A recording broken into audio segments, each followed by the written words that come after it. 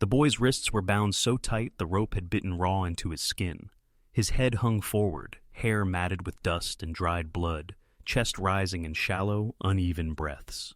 The fence post leaned under his weight, creaking in the wind, as if even the wood couldn't bear what had been done to him. She saw him first in silence. The Comanche woman stood 10 yards away, a bundle of sage pressed against her chest, the canyon wind tugging at her braids. For days, she had traveled alone across empty plains, carrying nothing but scraps of food and the stubborn will to keep walking. Loneliness was a burden she knew too well. Yet here, out of nowhere, was something she hadn't expected. A boy, tied like livestock, abandoned to die slow beneath the burning sky. Her moccasins whispered against the dirt as she stepped closer. His lips moved, a rasp of sound without strength behind it. She crouched, scanning the land around them. No riders, no camp, no tracks fresh enough to claim him. Whoever left him here meant for him to vanish with the coyotes. Her hand hovered near the knot at his wrists. She hesitated. If she cut him free, she would carry his fate with hers. If she left him, the wind and buzzards would finish what his captors started. Her people had been scattered, their lodges burned, their warriors hunted down to the last. Trusting strangers had become a death sentence. Still, she saw something in the boy's eyes when they flickered open. Blue, fevered, but not yet gone. There was a plea in them, though he spoke no word. The sun dipped behind a ridge, shadows crawling across the fence line. Coyotes yipped far off, their cries rolling closer with each echo. The woman's hand tightened around the handle of her knife. She leaned in, close enough to hear his ragged whisper at last. "Don't leave me." Her jaw locked. Loneliness weighed on her shoulders like stones, and now this stretched room. Jigger's life hung in her hands. The wind shifted. From the ridge above came the faint crunch of hooves. Someone else was out there, someone watching. She froze, knife pressed against the knot, as the sound drew nearer. The hoofbeats slowed on the ridge above. She slid lower to the ground, pressing her body against the fence line, her knife still hooked in the boy's bindings. His chest heaved, breath rattling, as though every second dragged him closer to the edge of death. She whispered harshly in Comanche, "Quiet." He didn't understand, but her tone stilled him. A lone rider appeared, silhouetted by the fading sun. The man reined in his horse, scanning the canyon floor. His hat brim threw his face in shadow, but the rifle across his saddle said enough. This was no passerby. He lingered, listening, as though he could smell movement on the wind. The woman's pulse thudded in her throat. She could leave the boy tied and vanish into the brush, let his fate cover her tracks. Or she could take him with her, dragging his weakness like a torch that would draw wolves and men alike. The boy's cracked lips moved again. "Help." Her knife pressed harder into the rope. The fibers groaned but held. She glanced back up the ridge. The rider shifted in his saddle, then kicked his horse onward, the sound of hooves fading into distance.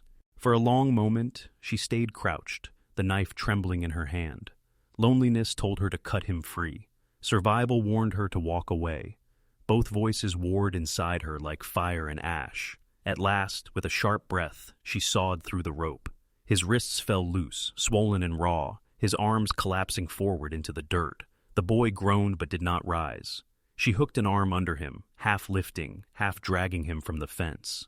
The smell of blood clung to him, sour and heavy. Whoever had left him meant for that scent to carry. She could feel it. Soon enough, more riders would come.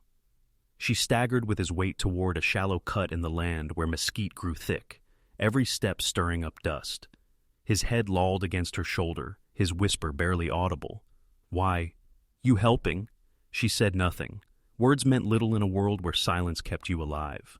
They collapsed together in the shadow of the brush. She pressed her palm over his mouth as hoofbeats thundered again. This time not one rider, but many, sweeping across the canyon floor. Dust rose in their wake. Voices carried. They were searching. And the boy she had freed was the very quarry they hunted. "Fan out!" a rough voice barked across the canyon. The woman held her breath, the boy's head heavy against her shoulder. Through the tangle of mesquite, she saw them. 4 riders in dust-coated coats, rifles slung low, eyes sharp with purpose. Their horses snorted, restless, picking up the scent of blood. One dismounted, crouching near the fence post where the boy had hung. He touched the frayed rope, lifted it, and cursed. "Cut clean. Someone's here." The woman pressed her palm harder across the boy's mouth. His breath shuddered hot against her skin. A single cough, a groan, anything, and the brush would betray them. The men spread wider, boots struck rock, spurs jingled faint in the dusk. Another voice, closer now. He can't be far. He's weak. We finish what we started. Her chest tightened. Who was this boy, that men hunted him with such hate? He couldn't be more than 18, barely grown, yet their intent was murder, not capture. The boy stirred weakly, eyes rolling open, fever bright. His lips formed a word she barely caught. Brother, her heart clenched, not because she understood, but because of the ache in his tone, desperation, betrayal, something that smelled of family torn apart. A twig snapped under her heel. A rider's head snapped toward the brush. He swung his rifle down, stepping closer. There, in the mesquite! Her knife was in her hand before she thought. If she fought, they would die. If she ran, the boy would be left again to suffer the fate she had spared him once already. The first rider pushed through the thorns, rifle raised, eyes narrowing as they locked on hers. For a frozen heartbeat, the world shrank to him, her blade, and the boy slumped against her arm. Comanche! The man spat, lip curling. He leveled the barrel. She did not move, her jaw set, every muscle coiled. Then, hoofbeats again, hard and fast from the far ridge. The riders turned at once, curses flying. Someone else was coming. The man with the rifle hesitated, torn between shooting her and answering the thunder rolling closer. The woman seized that heartbeat, slashing at the mesquite, dragging the boy deeper into shadow. His breath came ragged, her arms burning with his weight. Above the canyon, a fresh column of riders broke the horizon. Not outlaws, not hunters, lawmen, and they were riding straight into the storm. The lawmen's shouts echoed across the canyon, steel against steel as they clashed with the hunters. Gunfire cracked, ricocheting off stone. The Comanche woman crouched deeper into the thicket, heart hammering, the boy limp in her arms. Dust and smoke began to drift on the wind, carrying the smell of powder and sweat. They had bought a moment of cover, but not safety. The boy shivered, his body racked with fever. She laid him flat on the earth, hands quick and quiet. From a pouch at her side, she pulled a strip of cloth, torn from her own dress long ago, and wetted it with water from her skin bag. She pressed it gently to his wrists, to the angry rope burns that screamed red against pale flesh. His eyes fluttered open. For the first time, they seemed to focus on her face. "You're not with them?" he whispered. Her gaze flicked toward the gunfire, then back to him. "No." He swallowed hard, wincing. My brother, he left me there. Said I wasn't worth the horse I rode in on."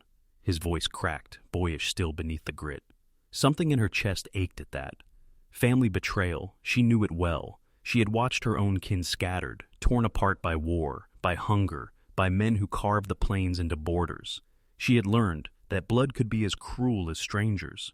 His hand trembled, lifting weakly, trying to touch the cloth she pressed to his skin. "Why, you saved me?"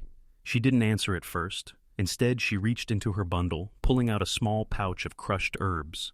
She spread them across his wounds, her touch careful but firm. His jaw tightened against the sting, yet he didn't pull away. At last, she spoke, voice low. "Because the world already has too much death." He stared at her, breathing shallow. A faint, broken smile touched his mouth. Then, "I'll owe you. A name, at least." Her hands stilled. Names mattered. To give one was to mark belonging, even if only for a while. She watched the shadows move across his face, the boy balanced between fever and fight. Around them, the gunfire slowed, voices carrying through the canyon as the battle shifted. A lull fell, heavy and uncertain. The boy's fingers twitched against hers, seeking something, comfort or promise. Then, from the distance, a horn blew. Not lawmen, not hunters, a third force was coming. And the night had only begun. The horn's cry drifted across the canyon, deep and mournful. The woman stiffened. She knew that sound. It was not lawmen nor bounty hunters. It was cavalry, soldiers pushing down from the north. The boy's eyes widened faintly at the echo. "They'll kill us both." She steadied him, pressing a finger to his lips. "Quiet." The dust began to shift, 3 forces converging on the canyon, hunters scrambling to finish their quarry, lawmen shouting orders to hold ground, and soldiers riding in with sabers drawn. The woman knew what chaos brought. It crushed those caught in the middle. And here, in her arms, lay a boy, who had already been thrown away by his own blood. She pulled him upright, draping his weight across her shoulders. His breath came hot and weak against her neck. But he clung to her, trusting what little strength she had left. Step by step, she carried him through the mesquite, deeper into the cut of the land where shadows grew thick. Around them, the clash of rifles and sabers thundered. Sparks lit the dusk. Horses screamed. "Leave me," he whispered once, his voice small.